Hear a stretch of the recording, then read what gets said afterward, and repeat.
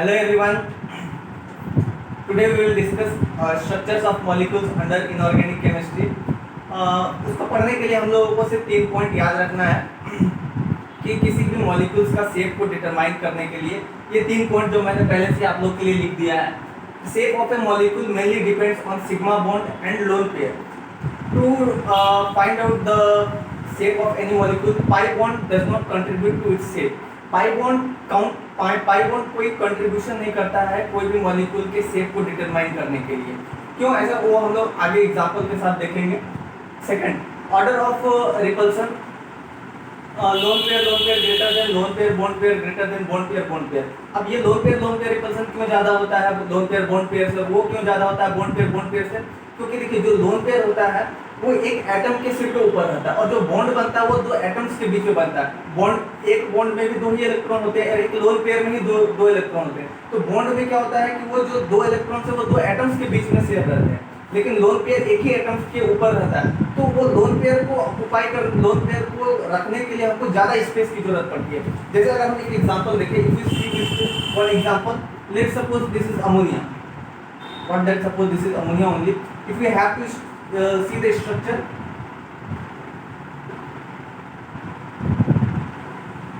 ये ऐसा होता है.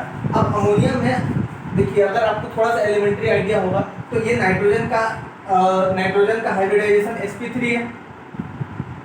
ये वाला बॉन्ड भी sp3.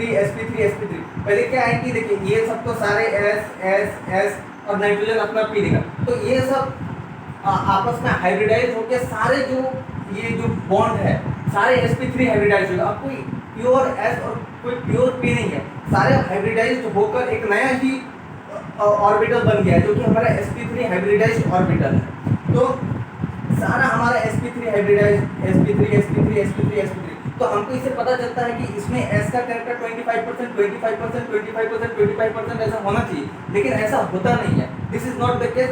Here S character increases to 30%. अब यहाँ पर S कैरेक्टर क्यों बढ़ गया 30%, 25 से 30% क्यों हो गया?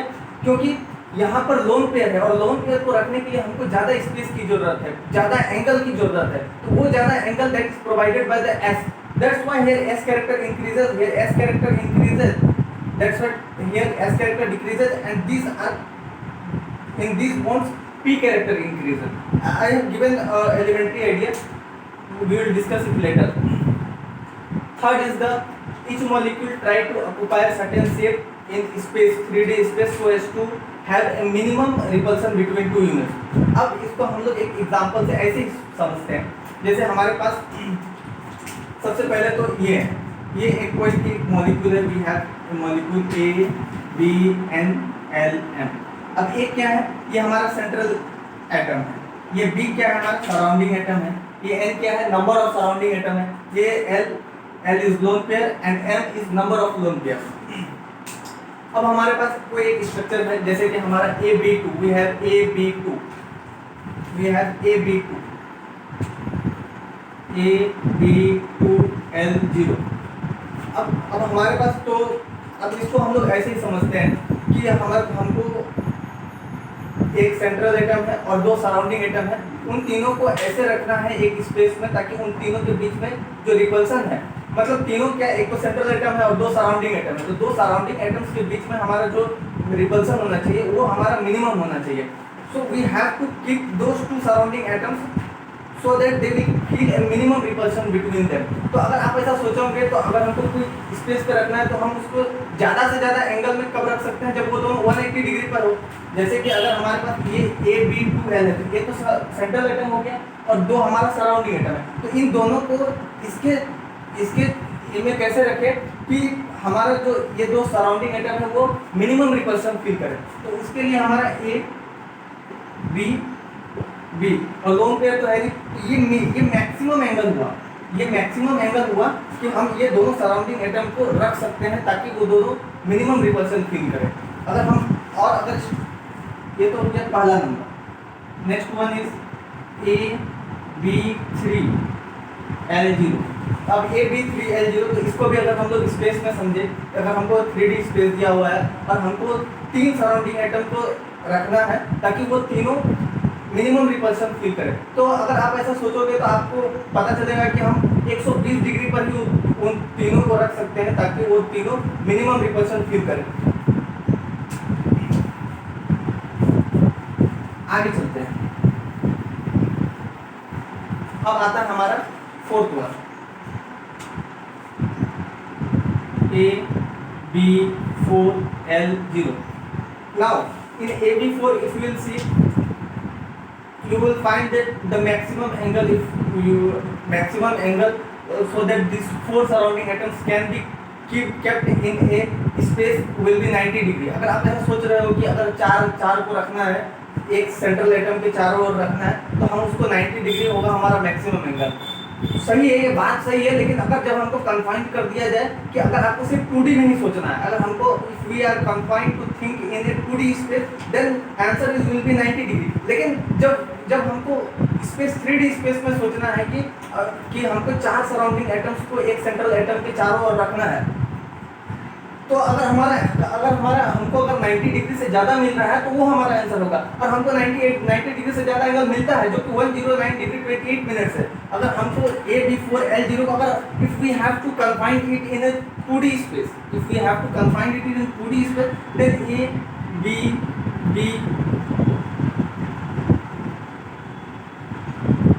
obviously the angle is 90 degree, but this molecule will but the space is 3D. This molecule can occupy space in 3D, then the angle will be more. If we are getting the angle more than 90 degree, then that will be the answer. And this when this A B B,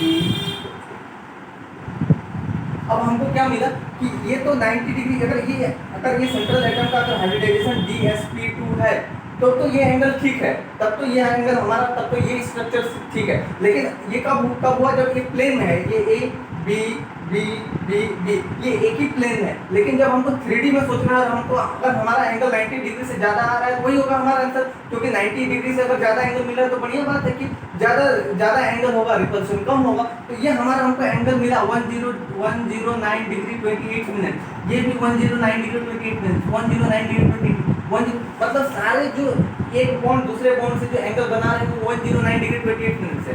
इसका structure ऐसा होता है कि मान लीजिए ये तीन unit है और एक ये है, तो ये जो एंगल है इसके बीच में 109 डिग्री 28 मिनट, इसके बीच में 109 डिग्री 28 मिनट, इसके बीच में 109 डिग्री, तो सारे के बीच में 109 डिग्री 28 मिनट से जो कि 90 से ज़्यादा है, तो ये हमारा सही आंसर होगा। इसका हाइब्रिडाइजेशन हो गया sp3। लेकिन जब हमको सिर्फ 2D में ही सोचना है तो वो तो मैक्सिमम एंगल 90 डिग्री होगा, क्योंकि 360/4 करेंगे दैट इज 90 डिग्री।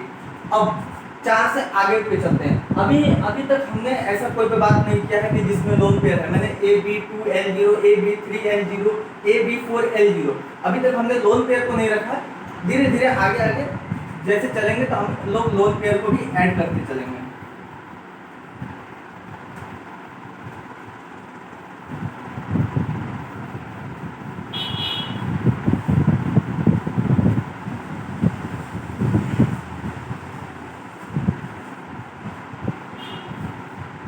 Now,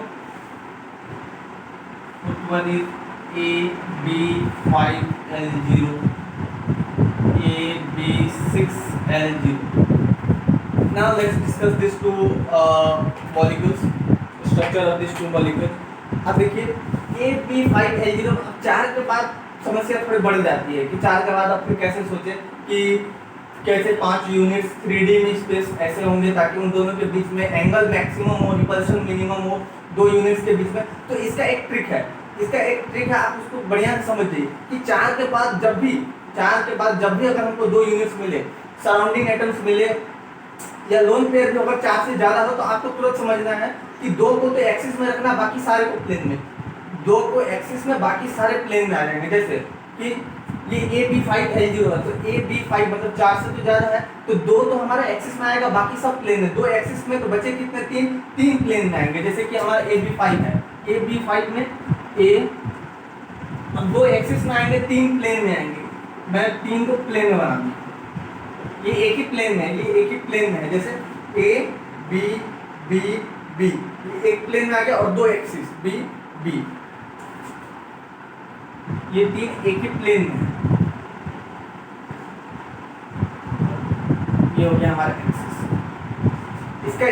इसका नाम हो गया हमारा, वो पहले का नाम हो AB2L0 जो 180 डिग्री पे था, तो वो तो लीनियर था। AB3L0 जो 120 डिग्री पे था, उसका नाम था ट्रायगोनल प्लेनर, और उनके बीच में एंगल 120 डिग्री था। उन जो AB4L0 थे, उनका नाम था टेट्राहेड्रल। और जब हम 2D में जब सोच रहे थे, जब हमको कंफाइन कर दिया जाए कि आपको 2D में सोचना है, तो उसका नाम था हमारा स्क्वायर प्लेनर। अभी इसका नाम है हमारा ट्रायगोनल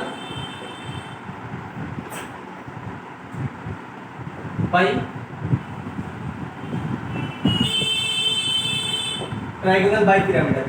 इसके इन दोनों के बीच में एंगल 120 डिग्री होगा। ऑब्वियसली 120 डिग्री होगा, क्योंकि अगर हमको एक ही प्लेन में 3 यूनिट्स को रखना है और उन तीनों के बीच में एंगल मैक्सिमम होना चाहिए, तो 360/3 दैट विल बी 120 डिग्री। और इन दोनों के बीच में 90 डिग्री होगा, क्योंकि ये तो एक प्लेन में है, ये 3 प्लेन में है, और एक ये ऊपर, इन दोनों के बीच में 90 डिग्री होगा। अब इसको, ये जो बॉन्ड लेंथ है, इसको ले लेते हैं ए, इसको मान लेते हैं। और ये जो बॉन्ड, ये हो गया एक्सियल बॉन्ड लेंथ, और ये हो गया हमारा इक्वेटोरियल बॉन्ड लेंथ। ये हो गया एक्सियल बॉन्ड लेंथ, क्योंकि ये एक्सिस पे है और ये प्लेन पे है, तो इसको ले लिया हमने इक्वेटोरियल बॉन्ड लेंथ।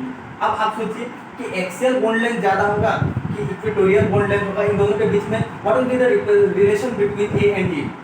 तो देखिए, ई और ई 120 डिग्री पे, ये दो जो बॉन्ड है हमारा, जो एक प्लेन पर है, उन दोनों के बॉन्ड के बीच में हमारा जो एंगल है दैट इज 120 डिग्री, और जो एक्सियल बॉन्ड है उनके बीच में एंगल है हमारा 90 डिग्री। तो जिनका एंगल कम है वो ज़्यादा रिपल्सन फील करेंगे, तो जो ज़्यादा रिपल्सन फील करेगा वो खिंच जाएगा, वो वहाँ रहना नहीं चाहेगा, वहाँ से दूर जाना चाहेगा। अगर रिपल्सन ज़्यादा है तो वो इलेक्ट्रॉन्स क्या होंगे, खिंच जाएंगे, तो वो एवे हो जाएंगे। अगर रिपल्सन ज़्यादा है तो वो खिंच जाएंगे। तो ये दोनों तो 120 डिग्री पे है, इनके एंगल मैक्स ज़्यादा है, तो ये दोनों कम रिपल्सन फील करेंगे। और ये जो एंगल है हमारा, ये 90 डिग्री का है, यहाँ पर रिपल्सन ज़्यादा होगा, तो ये बॉन्ड लेंथ खिंच जाएगा, तो हमारा ए ज़्यादा होगा। Bond length A will be greater than E. और इसको मान लेते हैं हम लोग 120 डिग्री, मतलब मान लेते हैं इसको अल्फा, और ये मान लेते हैं beta.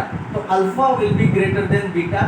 Equatorial bond length is smaller than axial bond length and equatorial bond angle is greater than axial bond angle। समझे? अब नेक्स्ट इज AB6L0। तो हमने आपको बताया कि 4 के बाद हो तो 2 को तो एक्सिस पे रखना है, बाकी सारे प्लेन पे। तो 2 एक्सिस पे रखने के बाद हमारे पास 4 बच रहे हैं, तो 4 को एक प्लेन में रखना है। तो 4 को एक प्लेन में कैसे रखेंगे? 4 को एक प्लेन में ऐसे ही सोचते हैं, ए है तो 4 को एक प्लेन में ऐसे रखना ताकि उन चारों के बीच में एंगल जो है हमारा मैक्सिमम हो। तो 360/490 degree, A B B B B, ये एक ही प्लेन में हमने इसको रख दिया। जैसे A B B B B, एक स्क्वायर बन गया, और 2 हमारा एक एक्सिस पे रहेगा। तो 4 इक्वेटोरियल पे आ गए, एक प्लेन पर आ गए, 4 एक प्लेन पर आ गए, और 2 एक्सिस पर आ गए। ये तो हमारा आ गया एक प्लेन पर, और 2 हमारा आ जाएंगे एक्सिस पर। अब आप सोचिए कि इन दोनों के बीच में भी एंगल 90 डिग्री, क्योंकि ये तो एक स्क्वायर बन जाएगा ना, तो इनके बीच में एंगल 90 डिग्री और इनके बीच में भी एंगल 90 डिग्री। जो हमारा एक्सिस और इक्वेटोरियल के बीच में जो बॉन्ड एंगल है वो भी 90 डिग्री, और दो एक प्लेन के बीच में जो एक प्लेन में जो 2 एंगल बन रहे हैं उनके बीच में भी एंगल 90 डिग्री। तो ये भी 90 डिग्री, ये भी 90 डिग्री।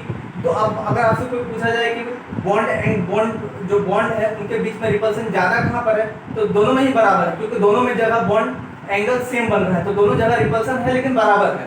तो यहाँ पर भी जो बॉन्ड एंगल है वो 90 डिग्री है, यहाँ पर भी जो बॉन्ड एंगल है यहाँ भी 90 डिग्री है। अगर ये एक्सियल बॉन्ड एंगल है, ये इक्वेटोरियल बॉन्ड एंगल है, तो axial bond angle will be equatorial bond angle, and axial bond length will be equal to equatorial bond length, and alpha will be equal to beta.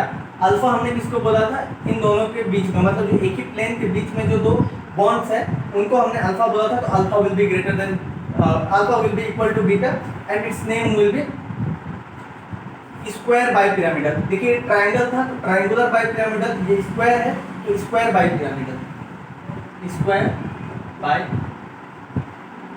Pyramidal. अब इसके बाद AB6L0 और एक ले लेते हैं AB7L0।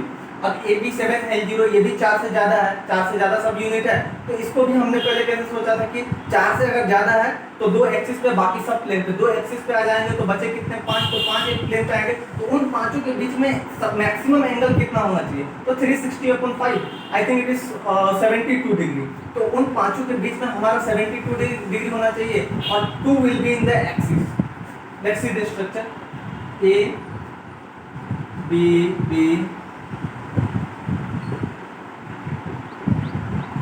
मतलब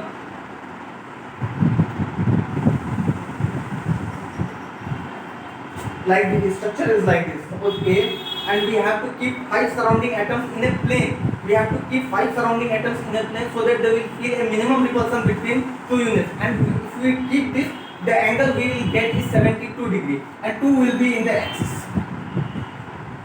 अब ये तो हो गया हमारा 72 डिग्री, ये हो गया हमारा 72 डिग्री और ये एंगल हो गया हमारा 90 डिग्री। तो अब here you will see the axial bond angle will be smaller than equatorial bond angle, because equatorial bonds are present at an angle of 72 degree, which is less than 92 degree. That is kept, axial bonds are kept at an angle of 90 degree, and equatorial bonds are at an angle of 72 degree. मतलब जो हमारा जो equatorial जो bond है वो ज़्यादा पास है तो ज़्यादा रिपल्सन फील करेंगे, तो उनकी जो बॉन्ड लेंथ है वो खिंच जाएगी, वो वहाँ से दूर जाना चाहेंगे, तो उनकी जो बॉन्ड लेंथ है वो खिंच जाएगी, और एक्सियल जो है हमारा 90 डिग्री पे है, that is which is greater than 72 degree, they will feel repulsion, but the repulsion they will feel will be less than what the equatorial bonds are facing.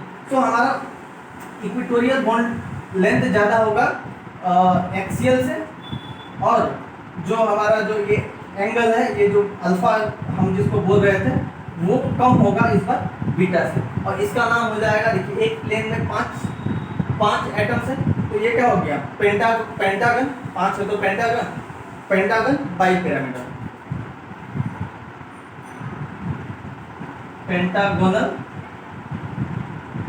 Bi pyramidal. ठीक है यहाँ तक। अब हम लोग क्या करते हैं कि अब हम लोग लोन पेयर लेकर सीखना शुरू करते हैं। अगर आपको इतनी बात अगर अच्छे से पता चल गई तो लोन पेयर लेना अब फिर कोई बड़ी बात नहीं है। आप उसको लोन पेयर को आप एक सराउंडिंग एटम्स मानकर भी बाकी क्वेश्चन को सॉल्व कर सकते हैं। जैसे मैं कुछ एग्जांपल लेकर आपको बता रहा हूँ।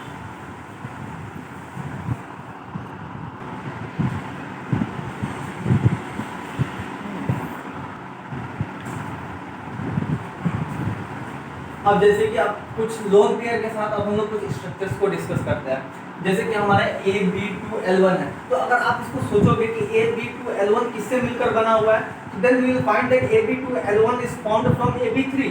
जब हमारे पास 3 बॉन्ड थे, एक जो सराउंडिंग एटम्स था वो छोड़कर चला गया, लोन पेयर लेकर नहीं गया, तो लोन मतलब बॉन्ड इलेक्ट्रॉन्स लेकर नहीं गया, तो वो इलेक्ट्रॉन्स उस सेंट्रल एटम के पास रह गए एक्स्ट्रा इलेक्ट्रॉन, तो वो लोन पेयर के रूप में रह गया। जैसे हमारे पास एक बॉन्ड बनता है, मान लीजिए A और एक B है, 2 एटम्स है, उनके बीच में इलेक्ट्रॉन्स, उनके पास इलेक्ट्रॉन्स है।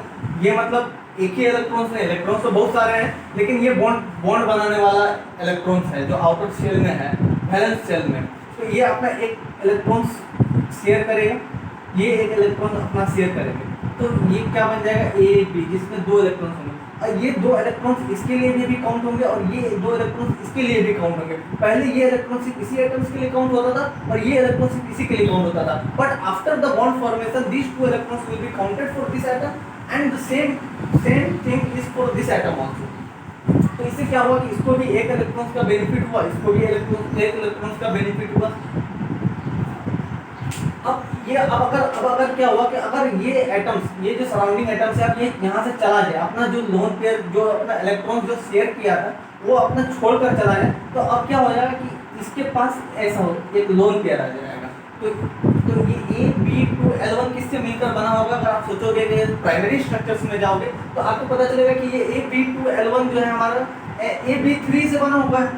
AB2L1 हमारा AB3 टाइप का बना हुआ है। अब हमने पढ़ लिया है कि AB3 कैसा होता है इसका स्ट्रक्चर। अगर हम एक प्लेन में देखें तो उनके बीच में AB3 का जो एंगल है वो 120 डिग्री होता है और उसका शेप होता है हमारा ट्राइगोनल प्लेनर, और इनके बीच में जो बॉन्ड एंगल होता है वो 120 डिग्री होता है। तो इससे हमको ये आइडिया लग गया कि AB3 इससे बना हुआ AB2L1 is formed from AB3 and we know the structure and basic idea of AB3। We have the basic idea of AB3। अब हम इसको ज़्यादा डिस्कस नहीं करेंगे, डायरेक्ट स्ट्रक्चर्स बनाएंगे। ए बी बी बी, ये एक ही प्लेन में है, ट्रायंगुलर प्लेनर, इन सारे के बीच में 120 डिग्री है और सारा बॉन्ड एंगल भी एक ही है क्योंकि सारे के बीच में बॉन्ड एंगल, बॉन्ड लेंथ सबका बराबर है because bond angle is same between all the units. अब क्या है कि ये अब तो ये तो AB3 है लेकिन हमारे पास दिया हुआ है ABL1, मतलब ये जो B है वो छोड़कर चला गया है अपना इलेक्ट्रॉन सेंट्रल एटम A के पास छोड़कर चला गया है। तो अब ये एक B को हटाना, आप कहाँ से हटाए, जहाँ से भी चाहे आप वहाँ से हटा सकते हैं। लेकिन अगर लोन पेयर को अगर आपको एक सराउंडिंग एटम्स को हटाकर आपको लोन पेयर रखना है तो हम वहाँ पर प्रीफर करेंगे।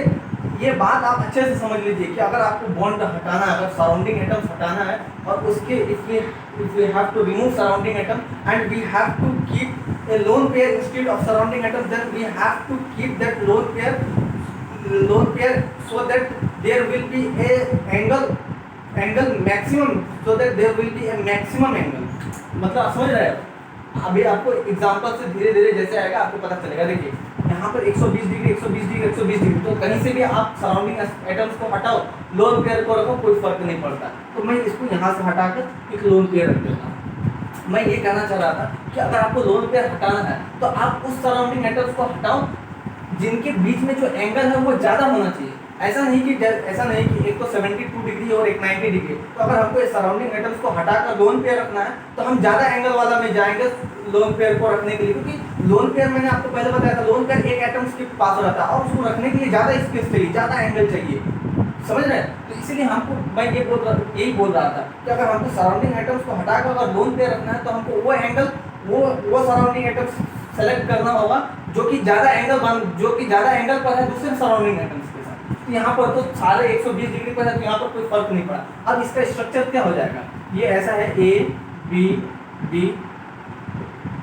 इसका नाम हो जाएगा बेंट सेट या फिर V सेट। इसका हाइब्रिडाइजेशन भी sp2 है, 1 1 1 मतलब सिग्मा बॉन्ड लोन। हाइब्रिडाइजेशन क्या होता है हमारा, हाइब्रिडाइजेशन होता है अभी तत्काल के लिए sigma bond plus lone pair. तो इसका भी sp2 है, इसका भी sp2 ही था, वो बाद में देख लेंगे। V सेट और ये जो एंगल है वो 120 डिग्री नहीं होगा।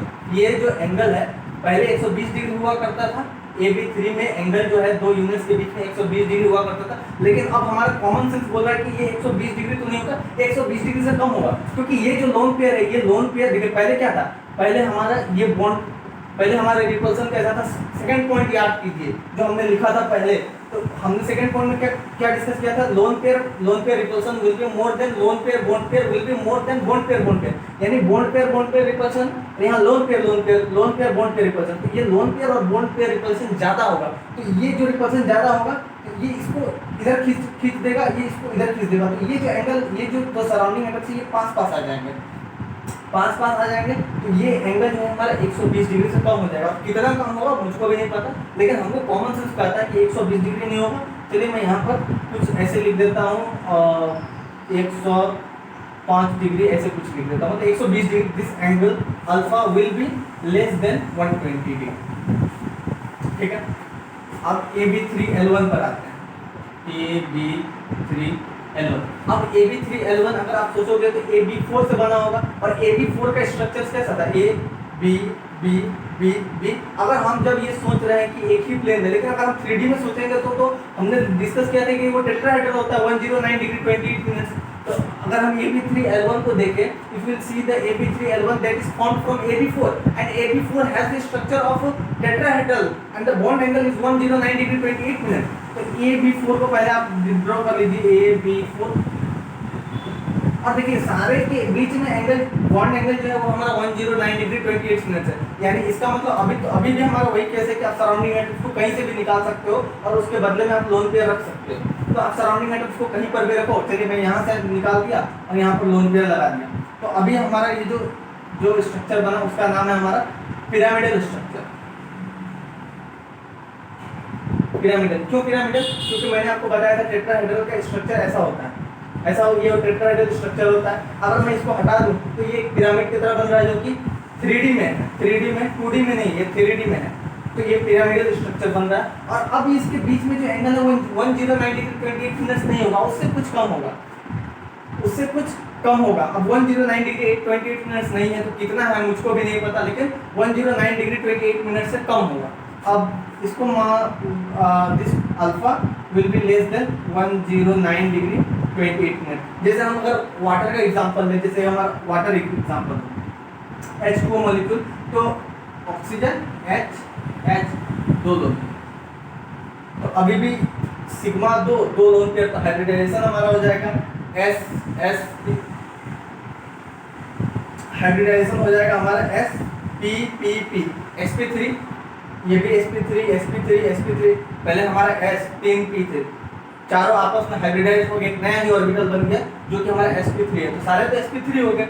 अब हमारा अब ये जो पहले जो बॉन्ड एंगल हुआ करता था वो 109 डिग्री 28 मिनट था, लेकिन अब दो लोन पेयर आ गए तो ज्यादा रिपल्सन होगा, इन दोनों के बीच में ज्यादा रिपल्सन होगा, इन दोनों के बीच में ज्यादा रिपल्सन होगा। ये भी आपस में फैलना चाहेंगे कि इन दोनों के बीच में ज्यादा रिपल्सन होगा। तो अब ये जो एंगल है वो प्रैक्टिकली पाया गया कि वो 105 डिग्री के आसपास होता है, जो कि 109 डिग्री 28 मिनट से कम है।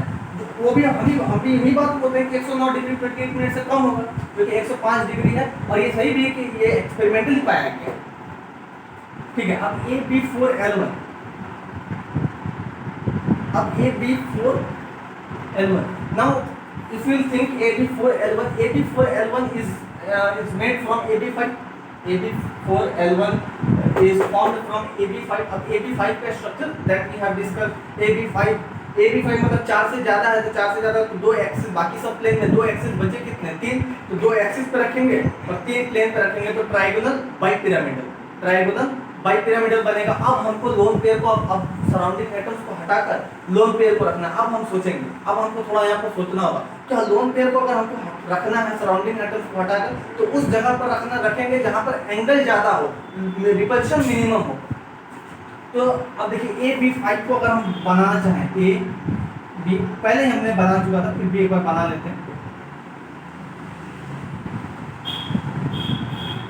तो देखिए ये वाला जो बॉन्ड एंगल है वो 90 डिग्री है, ये वाला जो बॉन्ड एंगल है 120 डिग्री है, ये वाला जो बॉन्ड एंगल है ये भी 120 डिग्री, ये वाला जो बॉन्ड एंगल है 120 डिग्री, और ये वाला जो बॉन्ड एंगल है वो 90 डिग्री पे, क्योंकि एक प्लेन पे है ना, तो दो प्लेन के बीच में तो परपेंडिकुलर ही होता है। तो ये वाला जो बॉन्ड एंगल 90 डिग्री है। तो अगर आप सोचो कि अब एक सराउंडिंग एटम्स को हटाकर हमको लोन पेयर रखना है, तो लोन पेयर उस जगह पर आना चाहेगा जहाँ बॉन्ड एंगल ज्यादा है। तो आप कहाँ रखना चाहोगे, 90 डिग्री पर कि 120 डिग्री पर? ऑब्वियसली 120 डिग्री पर। तो आप कहीं पर भी यहाँ पर हटाकर एक सराउंडिंग एटम्स को हटाकर लोन पेयर रख सकते हो। तो मैं क्या करता हूँ, इसको यहाँ से हटाकर लोन पेयर यहाँ पर रख दिया। अब हमारा स्ट्रक्चर ये क्या हो गया, ये हो गया हमारा सीसॉ।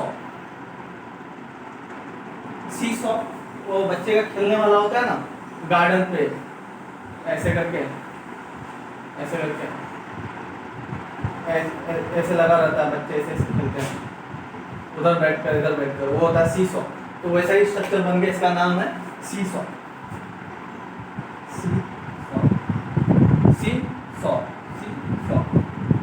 अब ये वाला देखिए, अब ये वाला जो बॉन्ड एंगल होगा वो हमारा 120 डिग्री नहीं होगा, 120 डिग्री से कम होगा। अब ये बार बार बोलने की जरूरत नहीं। अब इसका शेप तो हो ही गया सीसॉ।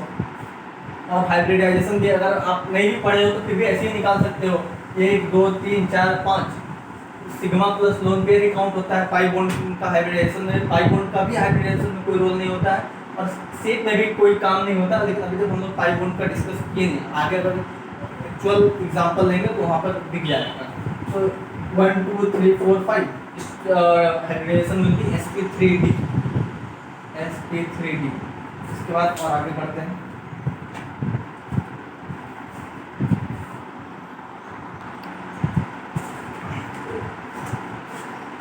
चलिए और 3 डिस्कस कर लेते हैं, इसके बाद हम लोग actual that after that we will take the actual examples. जैसे AB3L2 है, now we will find that AB3L2 is formed from AB5 and we have discussed about AB5 मतलब 4 से ज़्यादा है, 4 से ज़्यादा है तो 3 एक्सिस पर होंगे और 2 प्लेन, मतलब 2 एक्सिस पर होंगे, बाकी सब प्लेन में, जो बचे प्लेन में तो कितने बचे 3, तो 3 प्लेन में, 3 को अगर प्लेन में रखना है तो उनके बीच में हमारा जो मैक्सिमम एंगल हो सकता है वो 120 डिग्री हो सकता है, और ये प्लेन और ये प्लेन के बीच में तो 90 डिग्री होगा, मतलब स्क्वायर ट्रायंगल बाई पिरामिडल, और 2 इक्वेटर के बीच में हो गया 120 डिग्री और इन दोनों के बीच में हो गया 90 डिग्री, जो हमने पहले ही डिस्कस कर चुके हैं। अब ए बी 3L2 तो बना हुआ है हमारा AB5। अब ऐसे ही सोचते हैं कि हमको 2 सराउंडिंग एटम्स को हटाना है, 2 सराउंडिंग एटम्स को हटाकर 2 लोन पेयर को रखना है। अब 2 लोन पेयर को कहाँ रखेंगे, एक्सिस वाला पे या इक्वेटर पे? तो ऑब्वियसली इक्वेटर पे, क्योंकि वहाँ पर एंगल हमारा 120 डिग्री बन रहा था और एक्सिस में तो 90 डिग्री बन रहा था, तो लोन पेयर को ज़्यादा एरिया पसंद है, ज़्यादा एंगल पसंद है, लोन पेयर को एंगल पसंद है, इसलिए तो वहाँ पर एस कैरेक्टर बढ़ जा रहे थे, और एस कैरेक्टर हमारा एंगल ही तो प्रोवाइड करता है। तो ये जो दो लोन पेयर थे, ये जो 2 लोन पेयर थे वो हमारा इक्वेटर पे आकर रुकेंगे, ए बी बी बी, ये तो हो गया हमारा ट्रायंगल बाई पिरामिडल। अब इन दोनों के बीच में 90 डिग्री, इन दोनों के बीच में 120 डिग्री, तो हम तो मैक्सिमम एंगल वाला को ही हटाएंगे ना, यहाँ पर लोन पेयर रख देंगे।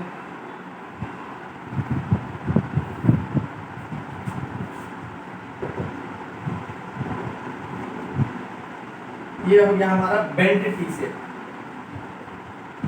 बेंट टी से, क्योंकि ये तो टी रहेगा नहीं, अभी तो देखने में टी लग रहा है, लेकिन ये जो लोन पेयर है इन सबको पुश कर देंगे, इन सबको पुश कर देंगे, तो ये जो हमारा जो बॉन्ड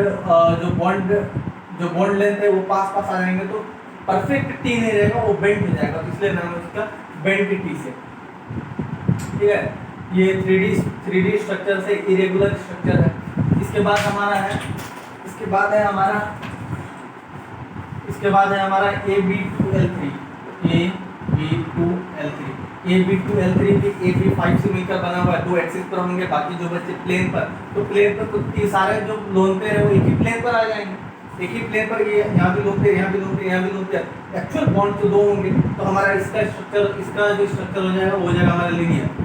अगर आप इमेजिन कर पा रहे हो तो इसका स्ट्रक्चर हो जाएगा लीनियर। अगर हम इसको भी हटाकर अगर एक लोन पेयर रखते तो ये हो जाएगा हमारा लीनियर स्ट्रक्चर।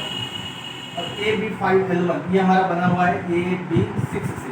अब AB6 से बना हुआ है तो 4 से तो ज़्यादा है, 4 से ज़्यादा है तो 2 एक्सिस पर होंगे, बाकी सब प्लेन पर, बचे कितने, 4, चारों प्लेन पर।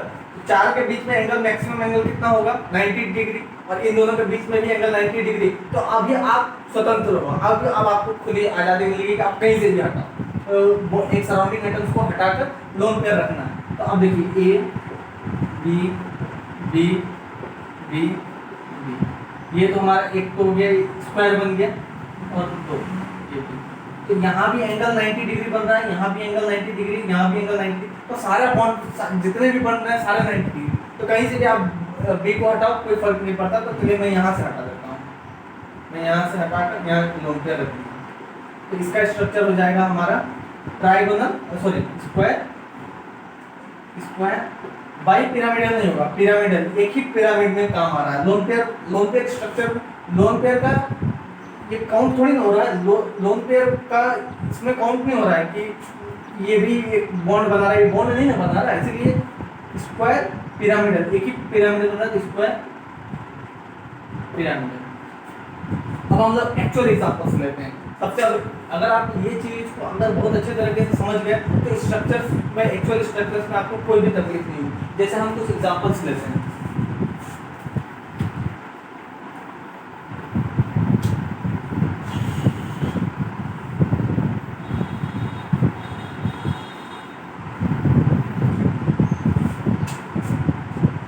मैं अपने मन से ही ले लेता हूँ, जैसे SO2 SO3 XeF2 XeO4 और NO3 माइनस RT। बस 5 ही डिस्कस करते हैं, इसी से सब कुछ पता चल जाएगा। अब देखिए, sulphur, we have sulphur in outer valence shell of sulphur, sulphur belongs to third period. in oxygen family. So sulfur will have 6 electrons in its outermost shell, valence shell. तो सल्फर के पास तो 6 इलेक्ट्रॉन्स हैं, total electrons 6 नहीं है, valence shell में 6 electron है, valence shell में 6 electron है, वही पार्टिसिपेट करता है बॉन्ड में। और ऑक्सीजन, दो ऑक्सीजन है, तो एक ऑक्सीजन पाइप दो बॉन्ड के साथ, ऑक्सीजन जो है वो दो बॉन्ड के साथ किसी दूसरे एटम के साथ कंबाइन करता है, तो एक ऑक्सीजन तो हमारा ऐसे बाइंड कर जाएगा, एक ऑक्सीजन ऐसे, तो हमारा सल्फर का तो 4 इलेक्ट्रॉन्स तो काम आ गए, 2 इलेक्ट्रॉन्स बचे। अब 2 इलेक्ट्रॉन्स, अब ये हमारा किससे मिलकर बना, आप ये सोचो। अब पाई बॉन्ड को काउंट नहीं करना है, ये सिग्मा, ये पाई, ये सिग्मा, ये पाई। हमने पहले ही बोल दिया था कि पाई बॉन्ड का स्ट्रक्चर्स में कोई भी कंट्रीब्यूशन नहीं होता है, तो पाई बॉन्ड तो हमको नहीं देखना है, तो यानी एक सिग्मा, सिग्मा और एक लोन पेयर, यानी हमारे ये किससे मिलकर बना हुआ है, AB2L1 से मिलकर बना हुआ है। अगर आप यहाँ पहुँच गए तो फिर अब आप स्ट्रक्चर आराम से बता सकते हैं कि AB2L1 अगर हमारे पास दिया हुआ है तो AB2L1 किससे मिलकर बना होगा, AB3 से, और AB3 अगर है तो वो एक ही प्लेन पर होंगे, स्क्वायर प्लेनर होगा, और अगर एक सराउंडिंग एटम को हटाकर लोन पे रखना है तो वो हो जाएगा हमारा bent shape, bent V shape, और बेंट शेप और V शेप, तो ये हमारा SO2 जो हो जाएगा वो हो जाएगा हमारा V शेप। SO3 देखते हैं। Now in SO3 also sulfur belongs to third period. It have 6 valence electron in its outermost shell and 3 oxygen, means एक ऑक्सीजन तो दो बॉन्ड के साथ बाइंड करता है, तो 3 ऑक्सीजन है तो 6 बॉन्ड बनेंगे, यानी सल्फर का सारा वैलेंस इलेक्ट्रॉन्स यूज हो गया, काम में आ गया बॉन्ड बनाने में, तो कोई भी लोन पेयर बचा नहीं, कोई भी एक्स्ट्रा इलेक्ट्रॉन्स बचे नहीं, तो सल्फर का तो ये हो जाएगा हमारा।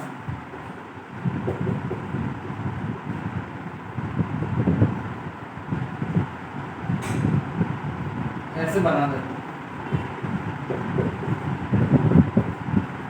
अब SO3 जो है हमारा, इसमें सल्फर के पास कोई भी एक्स्ट्रा इलेक्ट्रॉन्स बचे नहीं बैलेंस सेल में, तो इसके पास लोन पेयर कितना हो जाएंगे, लोन पेयर हो गया हमारा 0, और 1 सिग्मा, 2 सिग्मा, 3 सिग्मा, सिग्मा हमारे पास कितना हो गया 3।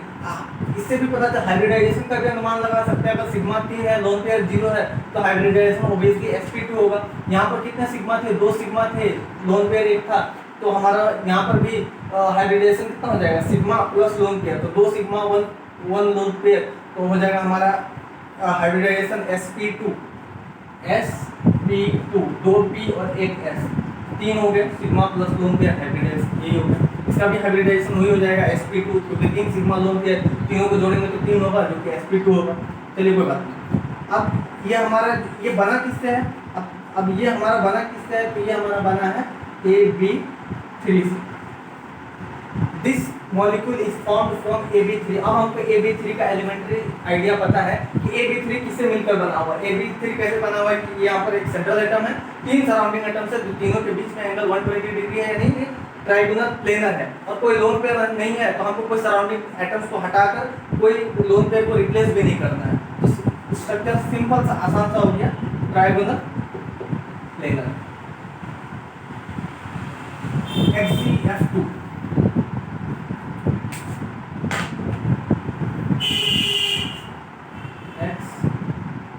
Now xenon belongs to inert gases and it will have 8 electrons in its outermost shell, and 2 valence electrons has been used by the 2 fluorine atoms, 2 surrounding fluorine atoms, मतलब xenon है और इसके पास तो 8 valence electrons है, 2 काम आ गया हमारा fluorine के पास, और बचे कितने, तो 3 लोन पेयर के रूप में बचेंगे, 6 इलेक्ट्रॉन्स, 6, 7 और 8।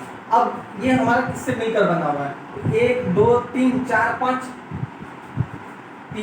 3 लोन पेयर, 2 सिग्मा, यानी कि AB5, ये हमारा AB5।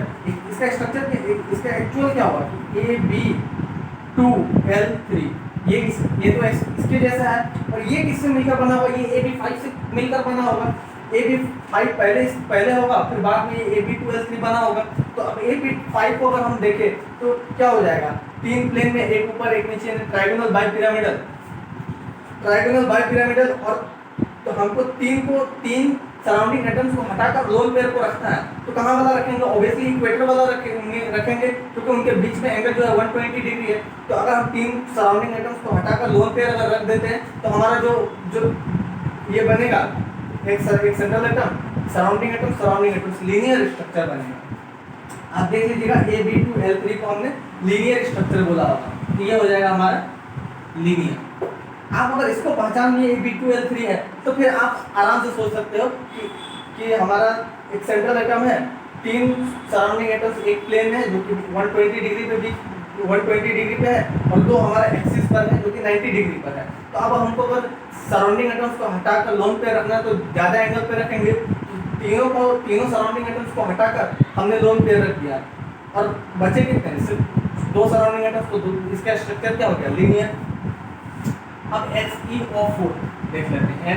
HeO4 जीनोम के आउटर मोस्ट वैलेंस शेल में कितने 8 इलेक्ट्रॉन्स हैं, और ऑक्सीजन 2 बॉन्ड के साथ बाइंड करेगा, तो 8 के 8 इलेक्ट्रॉन्स तो यूज हो गया बॉन्ड बनाने में जीनोन के। अब जीनोन के 8 के 8 इलेक्ट्रॉन यूज हो गया तो इसके पास कोई भी लोन पेयर बचा नहीं, और इसका जो सिग्मा बॉन्ड होंगे वो कितना होंगे 4, क्योंकि 4 सिग्मा होंगे, 4 पाई होंगे, तो पाई से तो हमको कोई काम लेना है नहीं। सिग्मा हो गए 4, तो 4 ये किससे मिलकर बना होगा 4। आप सोचो कि जब 3D में अगर हमको रखना रहता है तो 109 डिग्री 28 मिनट्स उन दो यूनिट्स के बीच में एंगल होता है 109 डिग्री 28 मिनट, यानी कि हमारा जो एंगल जो हमारा स्ट्रक्चर बना था वो टेट्राहेड्रल था। तो HeO4 हमारा बना किससे, Ab4 से, और ये हो गया हमारा टेट्राहेड्रल। एंगल कितना हो जाएगा 109 डिग्री 28 मिनट्स। अब NO3 के बारे में थोड़ा डिस्कस कर लेते हैं। NO3 का नाम है नाइट्रेट आयन।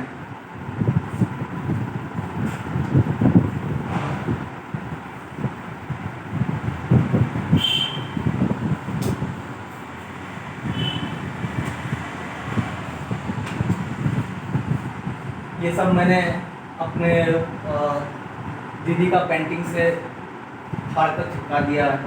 अभी इसका अंजाम क्या होगा पता नहीं, लेकिन बैकग्राउंड अच्छा करने के चक्कर में मैंने ये सब चिपका दिया है। अभी पता नहीं चला है, पता चलेगा तो देखेगा। चलिए कोई बात नहीं, नाइट्रेट आयन डिस्कस करते हैं हम लोग।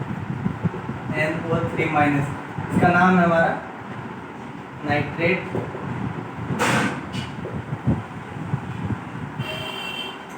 नाइट्रेट आयन, तो हम पहले इसका स्ट्रक्चर अगर देखें,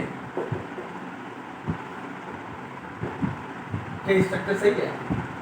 nitrogen belongs to second period, means it will have a maximum angle, if required maximum number of bond will be 4।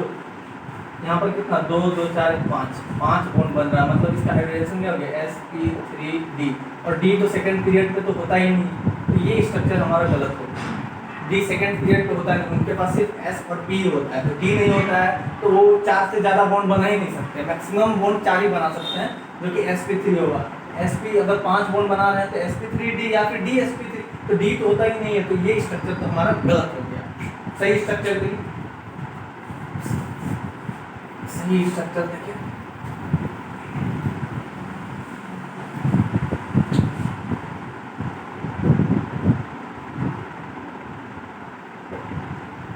ये जो है ये कोऑर्डिनेट बॉन्ड बना है। ये कोऑर्डिनेट बॉन्ड कैसे बनता है, मैं आपको थोड़ा सा एलिमेंट्री आइडिया दे देता हूँ।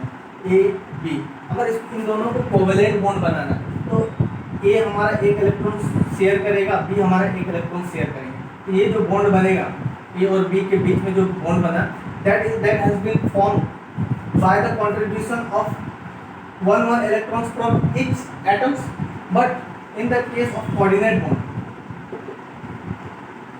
A के पास लोन पेयर है, B के पास वैकेंट ऑर्बिटल है। A के पास हमारा लोन पेयर है और B के पास वैकेंट ऑर्बिटल है। तो इसमें क्या होगा कि जो A है वो हमारा दो यहाँ पर एक इलेक्ट्रॉन एक एटम ने शेयर किया था। यहाँ पर बॉन्ड बनाने के लिए A ने ही 2 इलेक्ट्रॉन शेयर किए और B ने कुछ शेयर नहीं किए, B ने एक्सेप्ट किए। तो अब हमारा जो बॉन्ड बनेगा, ये हमको ऐसे दिखाना होगा। ये हो गया हमारा कोऑर्डिनेट बॉन्ड, ये हो गया हमारा कोवेलेंट बॉन्ड, ये हो गया हमारा कोवेलेंट बॉन्ड, और ये हो गया हमारा कोऑर्डिनेट बॉन्ड। अगर हम ये एरो क्या है, ये एरो क्या रिप्रेजेंट कर रहा है, तो एरो कुछ रिप्रेजेंट नहीं कर रहा है, एरो यही रिप्रेजेंट कर रहा है कि ये जो 2 इलेक्ट्रॉन है, जो लोन पेयर है, वो बॉन्ड बनाने के लिए ये एक ही एटम्स में शेयर किए हैं, ए ही ने शेयर किए हैं, बी ने कुछ शेयर नहीं किया। अगर आप चाहो कि सर आप अगर चाहो कि इसको हटाकर अगर हम कोवेलेंट बॉन्ड की तरह ही दर्शाना चाहें तो ऑब्वियसली आप कर सकते हो, आप ऐसे दिखा सकते हो। क्यों, अब ए ने एक इलेक्ट्रॉन लूज किया है, एक इलेक्ट्रॉन ज्यादा दिया है, इसके पास आएगा पॉजिटिव चार्ज, इसके पास आएगा नेगेटिव चार्ज। तो पहले भी ये दोनों न्यूट्रल थे, अभी भी न्यूट्रल है, एक plus minus zero, plus minus overall neutral, अभी भी न्यूट्रल थे, बाद में भी न्यूट्रल है। तो एक बार कोऑर्डिनेट, इससे हमको ये पता चलता है कि कोऑर्डिनेट बॉन्ड और कोवेलेंट बॉन्ड में ज़्यादा कुछ अंतर है ही नहीं, मतलब कुछ भी अंतर नहीं है। अगर आप एक ही मान लीजिए ये दोनों एक ही आइटम से, ये दोनों एक ही आइटम से, तो इन दोनों का जो बॉन्ड स्ट्रेंथ अगर आप कंपेयर करोगे, बॉन्ड स्ट्रेंथ और कुछ भी, तो सेम ही आएगा। That means we show that covalent bond is coordinate bond once they are form. ठीक है, तो ये हमने कोऑर्डिनेट बॉन्ड शो किया। अब अगर हम इस एरो को हटाना चाहें तो देखिए, पहले NO3 में नेट चार्ज कितना माइनस, अभी भी कितना माइनस। अगर आप इस कोऑर्डिनेट बॉन्ड को हटाकर कोवेलेंट बॉन्ड बनाना चाहें तो कोई आपत्ति नहीं है। अगर आप कोऑर्डिनेट बॉन्ड को हटाकर कोवेलेंट बॉन्ड बनाना चाहें तो इस ऑक्सीजन ने इलेक्ट्रॉन एक्सेप्ट किए हैं, तो इसके पास एक एक्स्ट्रा नेगेटिव चार्ज आएगा, और इस इलेक्ट्रॉन ने, इस नाइट्रोजन ने एक एक्स्ट्रा इलेक्ट्रॉन्स दिए, तो इसके पास एक पॉजिटिव चार्ज आएगा। अभी भी आप ओवरऑल चार्ज देखोगे तो 2 माइनस 1 प्लस, मतलब 1 माइनस बचा, जो कि NO3 माइनस है, अभी भी ये सेम है। ये हमारा ये स्ट्रक्चर हो गया नाइट्रेट आयन का। अब आप देखोगे नाइट्रोजन के पास कोई लोन पेयर नहीं, क्योंकि नाइट्रोजन सेकेंड पीरियड का है और उसके पास मैक्सिमम आउटर वैलेंस शेल में 5 इलेक्ट्रॉन्स होते हैं। अब देखिए 2 तो यहाँ पर काम आ गया, 3 4 और 1 पॉजिटिव है, मतलब इसने 1 इलेक्ट्रॉन लूज कर दिया। पॉजिटिव है मतलब कि इसने 1 इलेक्ट्रॉन लूज कर दिया, तो इसके पास अब कोई भी एक्स्ट्रा इलेक्ट्रॉन है नहीं। ये किसके कैसा मिलकर बना हुआ है, तो AB3LU, 3 सराउंडिंग एटम्स, एक जीरो लोन पे। तो अब आपको पता चलेगा कि AB3, आपको पहले से पता है कि AB3 कैसा होता है। सेंट्रल एटम है, 3 सराउंडिंग एटम्स जो कि एक ही प्लेन पर है। इसका स्ट्रक्चर हो गया हमारा ट्राइगोनल प्लेन, और एंगल कितना होगा 120 डिग्री इन सबके बीच में, जो सराउंडिंग एटम्स हैं उनके बीच में 120 डिग्री हो गया। यही था हमारा structures of molecules. Thank you.